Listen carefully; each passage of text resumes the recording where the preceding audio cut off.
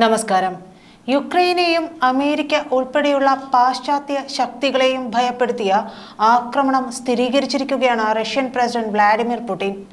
റഷ്യക്കുള്ളിൽ ആക്രമണം നടത്താൻ അമേരിക്കയും ബ്രിട്ടനും വിതരണം ചെയ്ത ദീർഘദൂര മിസൈൽ ഉപയോഗിച്ചതിന് റഷ്യ ഒരു പുതിയ ഇന്റർമീഡിയറ്റ് റേഞ്ച് ബാലിസ്റ്റിക് മിസൈൽ ഉപയോഗിച്ച് യുക്രൈനെ ആക്രമിച്ചതായാണ് പുടിൻ വെളിപ്പെടുത്തിയിരിക്കുന്നത്. ഭൂഖണ്ഡാന്തര ബാലിസ്റ്റിക് മിസൈലിന്റെ അതായത് ICBMന്റെ സ്വഭാവ സവിശേഷതകളുള്ള ഒരു പുതിയ റഷ്യൻ റോക്കറ്റ് ഉപയോഗിച്ചാണ് യുക്രൈനെ റഷ്യ ആക്രമിച്ചതെന്ന് യുക്രൈൻ പ്രസിഡന്റ് വ്ളാഡിമിർ സെലൻസ്കി പറഞ്ഞതിന് പിന്നാലെയാണിത്.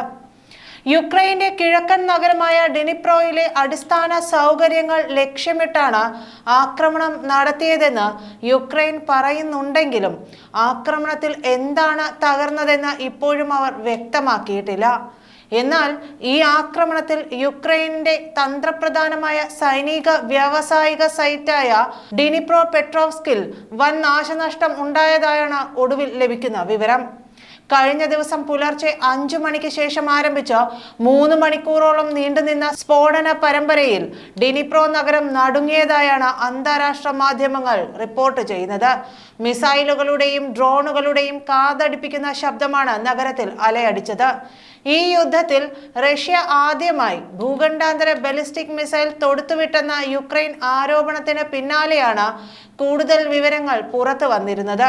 6000 മൈൽ വരെ ദൂരപരിധിയുള്ളതും ഒന്നിലധികം പോർമുനകൾ വഹിക്കാൻ കഴിയുന്നതുമായ മിസൈൽ കാസ്പിയൻ കടലിന് സമീപമുള്ള അസ്ട്രാഖാനിൽ നിന്നാണ് വിക്ഷേപിച്ചതെന്ന് സൈനിക വൃത്തങ്ങൾ BBC-യോട് വ്യക്തമാക്കി.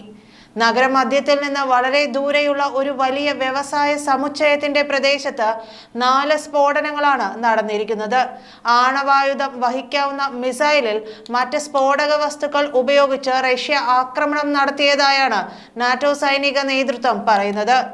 അവരും ഇത് റഷ്യയുടെ ഒരു റിഹേഴ്സലായാണ് നോക്കിക്കാണുന്നത്.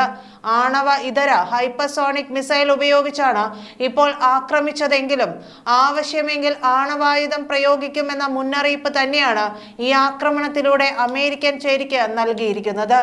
പാശ്ചാത്യ ശക്തികൾ വിതരണം ചെയ്ത മിസൈലുകളുടെ ഉപയോഗം കൊണ്ട് നിലവിലെ റഷ്യൻ മുന്നേറ്റത്തെ തടഞ്ഞു നിർത്താൻ കഴിയില്ലെന്നും പുടിൻ തുറന്നടിച്ചിട്ടുണ്ട്. റഷ്യൻ സൈന്യം എല്ലായിടത്തും മുന്നേറുകയാണ്. റഷ്യയുടെ എല്ലാ ലക്ഷ്യങ്ങളും കൈവരിച്ച ശേഷമേ ഈ യുദ്ധം അവസാനിപ്പിക്കുകയുള്ളൂ എന്നും റഷ്യൻ പ്രസിഡന്റ് രാജ്യത്തോട് നടത്തിയ ടെലിവിഷൻ പ്രസംഗത്തിൽ പ്രഖ്യാപിച്ചിട്ടുണ്ട്. അമേരിക്കയുടെയും ബ്രിട്ടന്റെയും ദീർഘദൂര മിസൈലുകൾ റഷ്യക്ക് നേരെ യുക്രൈൻ സേന പ്രയോഗിച്ചതിന് ആദ്യ തിരിച്ചടിയായാണ് റഷ്യയുടെ ഈ ആക്രമണം. യുദ്ധം പൊട്ടിപ്പുറപ്പെട്ട ശേഷം ഇതാദ്യമായാണ് റഷ്യ ഇത്രയും ശക്തമായ ദീർഘദൂര മിസൈൽ ഉപയോഗിക്കുന്നതെന്നാണ് അന്താരാഷ്ട്ര മാധ്യമങ്ങളും റിപ്പോർട്ട് ചെയ്യുന്നത്. റഷ്യ വൻ ആക്രമണത്തിന് തയ്യാറെടുത്തു കഴിഞ്ഞതായി അമേരിക്കൻ രഹസ്യാന്വേഷണ ഏജൻസി മുന്നറിയിപ്പ് നൽകിയ പശ്ചാത്തലത്തിൽ നിലവിൽ അമേരിക്കയുടെയും അവരുടെ പല സഖ്യകക്ഷികളുടെയും യുക്രൈനിലെ എംബസികൾ അടച്ചുപൂട്ടിയ അവസ്ഥയിലാണുള്ളത്. അമേരിക്കൻ ദീർഘദൂര മിസൈലുകൾക്ക് പിന്നാലെ ബ്രിട്ടീഷ് നിർമ്മിത സ്റ്റോം ഷാഡോ മിസൈലുകളും യുക്രൈൻ റഷ്യയിലേക്ക് തൊടുത്തുവിട്ടിരുന്നു. യുക്രൈനുമായുള്ള റഷ്യയുടെ അതിർത്തിയിൽ 10,000-ലധികം ഉത്തര കൊറിയൻ സൈനികരെ വിന്യസിച്ചതിന് മറുപടിയായാണ് ഇത്തരമൊരു സ്ട്രൈക്കുകൾക്ക് ബ്രിട്ടൻ അംഗീകാരം നൽകിയതെന്ന് റിപ്പോർട്ടിൽ ചൂണ്ടിക്കാണിക്കുന്നുണ്ട്. സോഷ്യൽ മീഡിയയിൽ അപ്ലോഡ് ചെയ്ത വീഡിയോകൾ സൂചിപ്പിക്കുന്നത് 12ഓളം മിസൈലുകൾ മാരിനോ ഗ്രാമത്തിലെ ഒരു കമാൻഡ് ഹെഡ്ക്വാർട്ടേഴ്സ് എന്ന് വിശ്വസിക്കപ്പെടുന്ന ലക്ഷ്യത്തിൽ പതിച്ചിട്ടുണ്ടെന്നാണ്. യുദ്ധസമയത്ത് റഷ്യൻ മണ്ണിൽ ബ്രിട്ടീഷ് ആയുധങ്ങൾ പതിച്ചതായും ബ്രിട്ടീഷ് മാധ്യമം സ്ഥിരീകരിച്ചിട്ടുണ്ട്. ബ്രിട്ടീഷ് മിസൈൽ വീണ പ്രദേശം ഉത്തര കൊറിയൻ റഷ്യൻ ഉദ്യോഗസ്ഥർ ഉപയോഗിച്ചിരിക്കാമെന്നാണ് വിവിധ യുക്രൈൻ മാധ്യമങ്ങളും റിപ്പോർട്ട് ചെയ്തിരിക്കുന്നത്. നന്ദി.